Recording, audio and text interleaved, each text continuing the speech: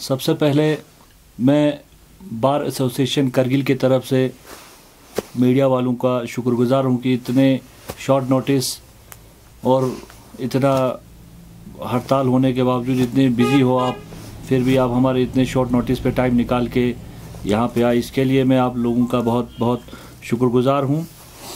हमारा आज का प्रेस कॉन्फ्रेंस करने का मकसद ये है कि जैसे कि आप सब लोग बहुत अच्छे से जानते हो कि 8 फरवरी 2019 जो हमारे करगिल के हिस्ट्री में बहुत एक ब्लैक डे के तौर पे मनाया जाएगा, क्योंकि उस दिन गवर्नमेंट ने बेशक लद्दाख को एक डिविजनल स्टेटस मुकर्रर किया, साथ ही साथ में इसका हेडक्वार्टर लेह में रखा है, जिस पे पूरे करगिल डिस्ट्रिक्ट में एक एजिटेशन का माहौल, एक रोष का माहौल शुरू हुआ है।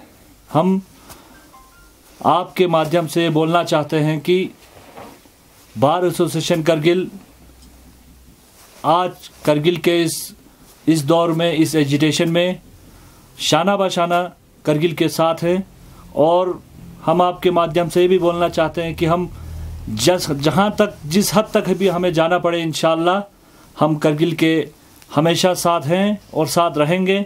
और साथ ही साथ में हम ये भी क्लियर कर देना चाहते हैं कि ये हमारे साथ बिल्कुल ही नाइंसाफ़ी है।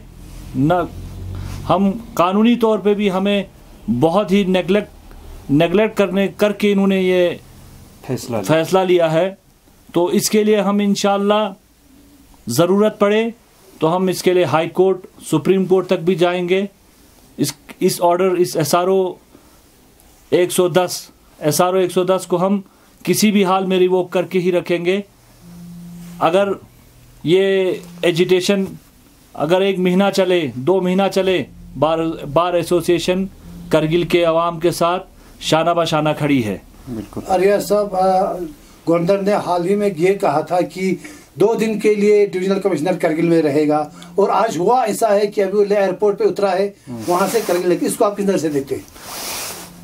देखिए सर, आप एक सीनियर जर्नलिस्ट हो तो आप भी समझते हो कि 2 दिन के लिए कह के इन्होंने हमें, करगिल के लोगों को बेवकूफ़ बनाने की कोशिश की।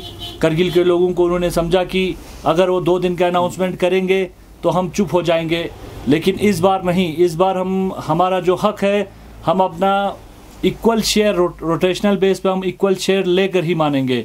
बाकी इन्होंने 2 दिन कहा था, वो भी एक वर्बल इन्होंने एक स्टेटमेंट दिया था, वो भी हमें मीडिया के थ्रू हमें पता चला था कि 2 दिन का इन्होंने एक टेलीफोनिकली कन्वर्सेशन एक न्यूज़ प्रोग्राम पे हुआ था, उसने वहाँ पे बोल दिया था कि 2 दिन हम करगिल में रखेंगे, बाकी दिन लेह में। तो ऐसे भी नहीं चलेगा। हम अपना हक मांग रहे हैं, हम कोई किसी का, हम बिल्कुल ये नहीं कह रहे कि लेह में आप दे दो, लेह में आपने क्यों दिया। लेह में दिया वो बहुत अच्छी बात है, उनका शेयर उनको मिले, लेकिन जो करगिल डिस्ट्रिक्ट का हक है, करगिल डिस्ट्रिक्ट का शेयर है, वो हम इस बार किसी को नहीं खाने देंगे, ना किसी को लेने देंगे। चाहे इसके लिए हमें किसी भी हद तक भी जाना पड़े, हम अपना हक लेके ही रहेंगे। देखिए, सबसे पहले मैं आप लोगों का शुक्रिया करता हूं कि आप लोग इतने शॉर्ट नोटिस पे हैं।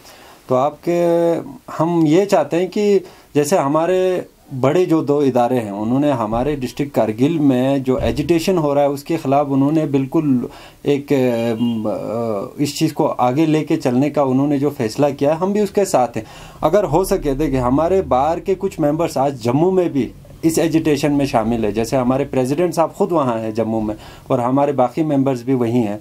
तो अगर हो सके, अगर कोर्ट की तरफ से या कानूनी तरीके से कोई इस चीज़ में रास्ता बनता है, हम इस चीज़ को आगे लेके जाएंगे कानूनी तरीके से। हमने ये भी सोचा है कि अगर फर्दर डिस्ट्रिक्ट करगिल को कोई कानूनी तरीके से कोई रास्ता मिलता है तो हम इस चीज़ को आगे फॉरवर्ड करके लेके जा सकते हैं। For more updates, subscribe to our channel Kargil Today. Click the show links and enjoy watching the videos. Like us on Facebook and follow us on Instagram. Keep watching Kargil Today. Keep enjoying Kargil Today, the only voice of Kargil Ladakh.